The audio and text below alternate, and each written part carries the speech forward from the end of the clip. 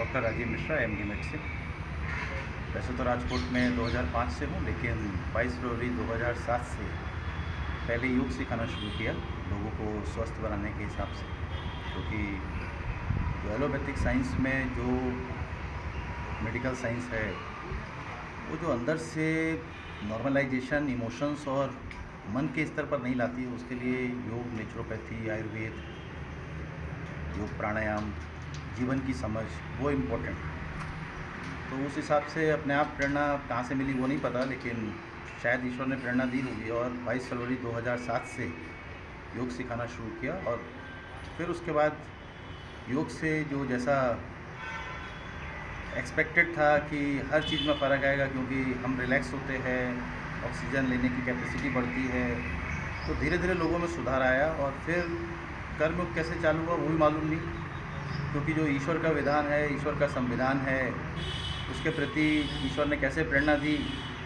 तो उसके लगभग 2 साल बाद, एग्जैक्ट डेट उसकी नहीं पता कि कब चालू हुआ, लेकिन उसके 2 साल के बाद लगभग कर्मयोग सिखाना चालू किया। और कर्मयोग मंदिर 1 जनवरी 2016 से पूरे विश्व में इस ज्ञान के प्रचार प्रसार के लिए संकल्पित है।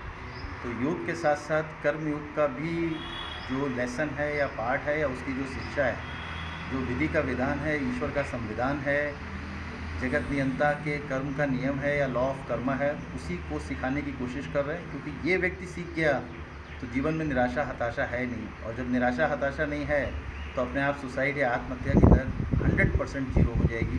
अपने आप व्यक्ति किसी भी तरह के व्यभिचार, दुराचार, अपराध, भ्रष्टाचार, जितनी चीज़ें हैं जिनको हम जड़ से ख़त्म नहीं कर पाते, उसके लिए एक ही नियम है कि कर्म ज्ञान समझें। क्योंकि ये सिखाता है कि हमारे कर्मों का ही फल है जो हम आज भुगत रहे हैं, या जो हमें आगे मिलेगा वो भी कर्मों के अनुसार मिलेगा। तो जब हम इस सिद्धांत को समझ जाते हैं तो अपने आप 100% हम मस्त, रिलैक्स, आनंदित, संतुष्ट, शांत, ऊर्जा युक्त, और जीत और सफलताएं हमारे कदम चूमती हैं। क्योंकि हम खुश होकर काम करते हैं, तो खुश होकर काम करेंगे तो खुशी और सफलता दोनों 100% मिलेगी। तो सभी के लिए यही संदेश कि नियमित योग करें और 10 मिनट कर्मयोग को रोज़ समझने की चेष्टा करें। है ये अद्भुत विज्ञान, इसे बार बार समझो, जीवन के आनंद का फिर उत्सव खुद देखो। हमें जो फल मिलते हैं स्वीकार तो करने हैं, क्योंकि फल ही कर्म का है, बस इसको समझो।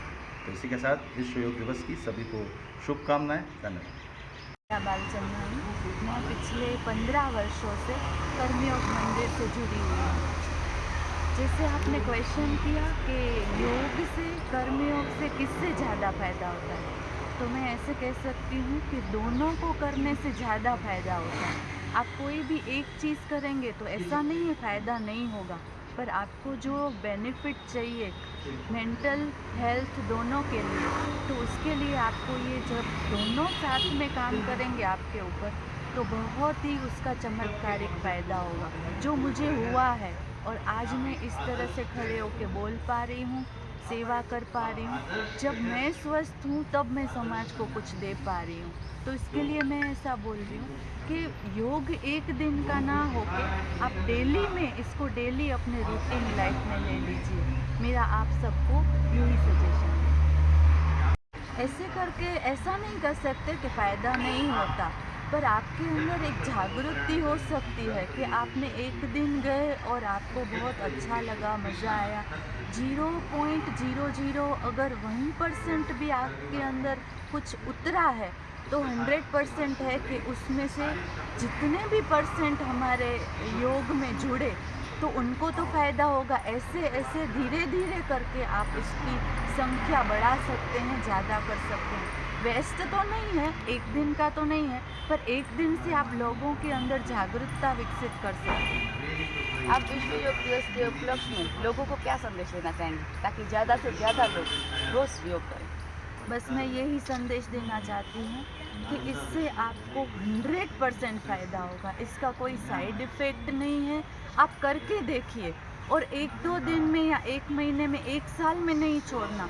इसको आपको लॉन्ग टाइम करना है। जब आप लॉन्ग टाइम करोगे ना, तब आप इसके बेनिफिट देख पाओगे कि आपके अंदर एक भी फिज़िकल या मेंटल जो डिज़ीज़, आजकल इतनी सारी बीमारियां कि आप कह नहीं सकते कि लोग किस हालत में हैं, पर योग से आप अपनी बीमारियां या तो नहीं होंगी, या तो मैं ऐसे बोलती हूँ कि है तो वो मिट जाएगी।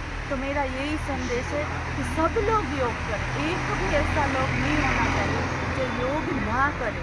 बहुत बहुत बहुत इससे चमत्कारिक फ़ायदा होता है। इसके जैसी और कोई क्रिया या कोई दवा नहीं है, ये तो एकदम भगवान का वरदान है जो हमको इंडिया वाले लोगों को मिला है, और ये हम सब विश्व तक पहुंचा सकते हैं।